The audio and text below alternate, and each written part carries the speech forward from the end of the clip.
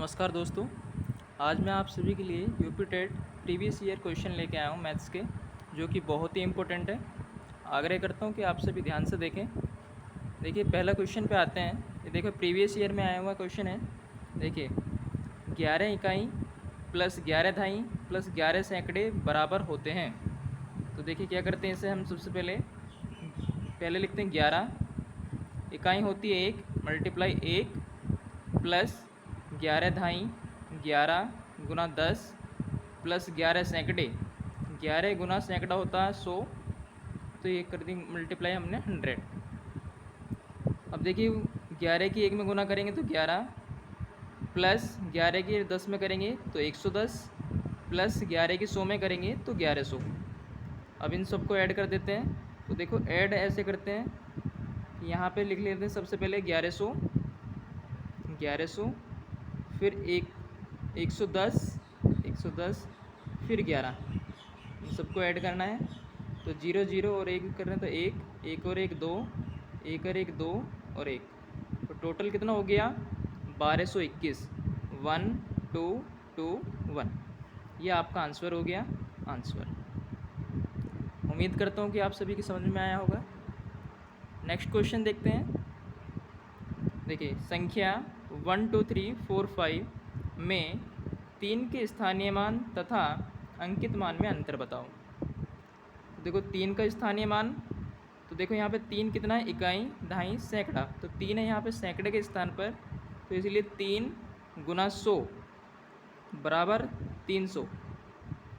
और फिर बात कर रहा है ये 3 का अंकित मान। तो 3 का अंकित मान होता है 3, तो ये 3 यहाँ पे लिख देंगे। और इनका अंतर पूछ रहा है, तो 300 में से 3 को घटाना है। तो यहाँ पे देखो, धाई लेंगे 10 10, यहाँ से फिर धाई लेंगे 10, और 10 में से 3 गए 7। यहाँ पे कितना बचेगा 9, तो यहाँ पे लिख देंगे हम 9, और यहाँ पे कितना बचेगा 2। तो 297 हमारा ये आंसर हो गया। थर्ड क्वेश्चन पे चलते हैं। देखिए, थर्ड क्वेश्चन बहुत ही ईजी क्वेश्चन है। ये कह रहा है कि 2424 में 2 के स्थानीय मानों के योगफल बताइए। 2 के स्थानीय मानों का योगफल बताइए। तो देखिए, पहला 2 ये है, ये इकाई धाई धाई के स्थान पर है। तो 2 गुना 10 बराबर 20। देखिए, दूसरा 2 यहाँ पे है, ये है इकाई धाई सैकड़ा हज़ार, ये हज़ार के स्थान पे है। तो 2 गुना 1000, तो ये हो जाएगा 2000। तो टोटल इन दोनों का योगफल बताना है। तो योगफल कितना हो जाएगा, ये 2020। कितना हो जाएगा ये 2020। देखिए, नेक्स्ट क्वेश्चन क्या कह रहे हैं। ये कह रहे हैं कि 1000 के परवर्ती का पूर्ववर्ती क्या होगा। तो आप सभी जानते हैं कि परवर्ती संख्या निकालने के लिए हम उसमें एक ऐड करते हैं। तो 1000 प्लस 1, तो ये कितना हो गया 1001। ये हो गया इसका परवर्ती। फिर कहा है कि इसने कि 1001 का पूर्ववर्ती क्या होगा। तो पूर्ववर्ती निकालने के लिए हम -1 करते हैं, परवर्ती निकालने के लिए 1 प्लस करते हैं, और पूर्ववर्ती निकालने के लिए 1 माइनस करते हैं।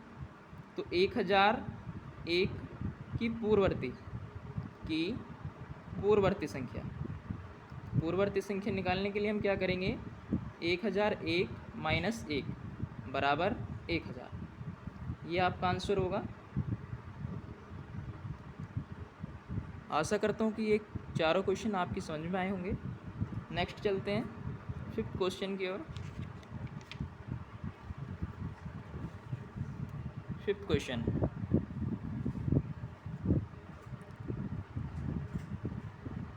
देखिए, प्रथम n प्राकृतिक संख्याओं का योग क्या होगा।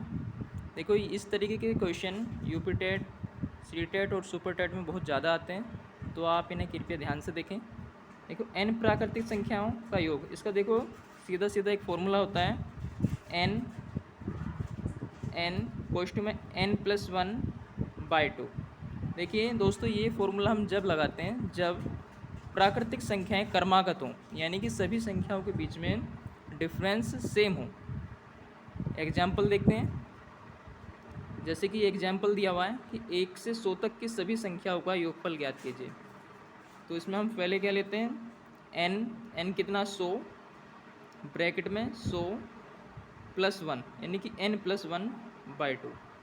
तो 2 से 100 को काटेंगे तो कितना आएगा 50 और 100 और 1 101। इसमें मल्टीप्लाई करेंगे तो 5 की 1 पे करेंगे तो 5 0 5 1 0 ये बच रही है तो यहाँ पे लगा देंगे। तो 5050 इसका आंसर होगा। नेक्स्ट क्वेश्चन पे चलते हैं। इसी तरीके का देखिए ये अगला क्वेश्चन है, प्रथम n सम संख्याओं का योगफल ज्ञात कीजिए। देखो यहाँ पे ऊपर वाले क्वेश्चन में प्रथम n प्राकृतिक संख्याएं थी और यहाँ पर प्रथम n सम संख्याएं हैं। तो प्रथम n सम संख्याओं का एक फॉर्मूला होता है n+1। क्या होता है n ब्रैकेट में n+1। अब इसके एक एग्जाम्पल से समझते हैं। देखो 2 4 6 और कहाँ तक कहा इसने 80 तक। 80 तक हमें पता है कि जो क्रमागत संख्याएं होती हैं उनमें आधी सम संख्याएं होती हैं और आधी विषम संख्याएं होती हैं। तो 80 तक हमें 40 सम संख्याएं मिलेंगी। कितनी मिलेंगी 40। तो 40 ब्रैकेट में कितना लिखेंगे 40 प्लस के 1, तो ये कितना हो जाएगा 40 और ये कितना हो गया 41। इसमें इसकी मल्टीप्लाई कर देंगे 40 की 4 की 1 में करेंगे 4 4 चौक 16 और 1 0 आंसर। कोई दिक्कत नहीं। नेक्स्ट क्वेश्चन पे आते हैं। नेक्स्ट क्वेश्चन हमारा ये है कि प्रथम n विषम संख्याओं को योगफल ज्ञात कीजिए। तो देखो जब भी विषम संख्याओं की बात करते हैं तो इसका एक डायरेक्ट फॉर्मूला होता है, वो होता है n²। क्या होता है n²। तो n² होता है, एक एग्जाम्पल से समझते हैं। जैसे कि कह रहा है कि प्रथम 5 विषम संख्याओं का योगफल ज्ञात कीजिए। तो कितनी है 5, तो n का मान कितना हुआ 5, तो 5 का कर देंगे स्क्वायर। तो 5 का स्क्वायर करेंगे तो कितना आ जाएगा 25। तो आंसर कितना हुआ 25। उम्मीद करता हूँ कि आप सभी को ये मेरे द्वारा समझाए हुए क्वेश्चन समझ में आए होंगे और आप सभी से विनती करता हूँ कि प्लीज़ मेरा मोटिवेट करने के लिए मेरा चैनल को सब्सक्राइब करें, लाइक करें। धन्यवाद।